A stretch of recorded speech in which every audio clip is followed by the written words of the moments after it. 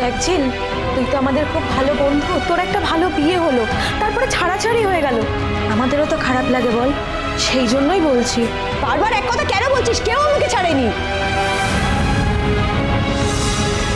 ও, তোকে ছাড়েনি? দেখছি এসব কথা বলিস না, এসব কথা বললে আমরা শুনবো কেন বলতো? ছাড়েনি তা তোকে ধরে রাখবেই বা কেন? হ্যাঁ, তুই হলি আমাদের এই বস্তির মেয়ে, আর সে কত বড় লোকের বেটা, কত বড় ডাক্তার, তুই তার বউ হবি, সে যোগ্যতা তোর আছে?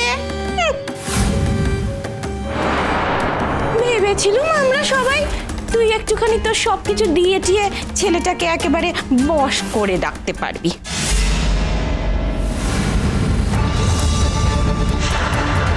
তুই তো সেসব পারলি না, দিল তো তাড়িয়ে। এই শোন মেনকা, সবাই না তোর মতো হয় না, সবাই সবকিছু দিয়ে বশ করতে চায়ও না। কিন্তু এসবের মর্যাদা তুই বুঝবি না, কারণ তুই তো তোর যা চরিত্র সেই মতো করে তুই সবাইকে বিচার করিস। তোর কি ব্যাপার গো? একদম আমাদের ঘরে দাওয়ায় উঠে এসেছো। তোমার নিজের ঘরে কোনো কাজকর্ম নেই না? তোমার হাত থেকে আমাদের মুক্তি নেই, শান্তি নেই তোমার কাছ থেকে। পাশের বাড়িতে থাকো বলে সব কথা কানে যায়, কান পেতে শোনো আর চলে আসো। যাও না, গিয়ে কাজকর্ম করো না। তুই আমার একটা কাজ কর, মানে ওদের বাবা তো এখন আসবে না জানিস তো, হ্যাঁ দূরে চলে গেছে, 9 মাসে 6 মাসে একবার আসবে, কিন্তু তোর তো আবার সব সময়ের জন্য একটা লোক দরকার হয় না। তুই বরং যা, গিয়ে তার খোঁজ কর, গে যা।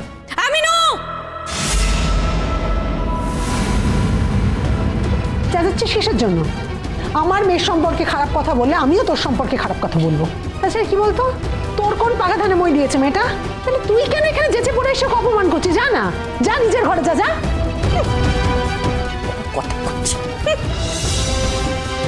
ঝিল বলছি, যদি কোনো দরকার লাগে কিছু করতে হলে বলিস।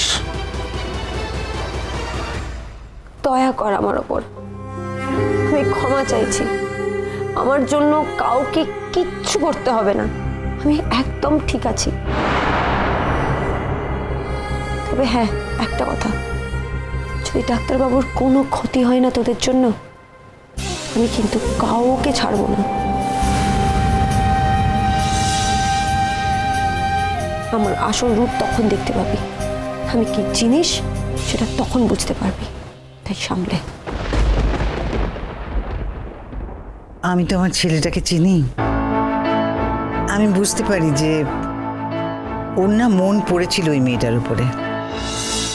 কিন্তু যাই হোক, ডিসিশনটা খুব সঠিক সময় নেওয়া হয়েছে, মানে ডিভোর্সটা খুব ঠিক সময় হয়েছে। আচ্ছা, তোমরা যে টাকাটা অফার করেছিলে ওকে, ও কি সেটা নিল? না, টাকা নেয়নি। টাকা নিলে বরং আমি বুঝতাম যে একটা তাও জোর করার মতন জায়গা রইল, কিন্তু ওই আর কি, টাকাটা না নিয়ে স্বাক্ষর কাছে আরো বড় হলো, আরো নিজেকে বড় বলে প্রমাণ করলো। টাকাটা নিল না কেন বলো তো? ওর বাড়িতে তো এত অভাব।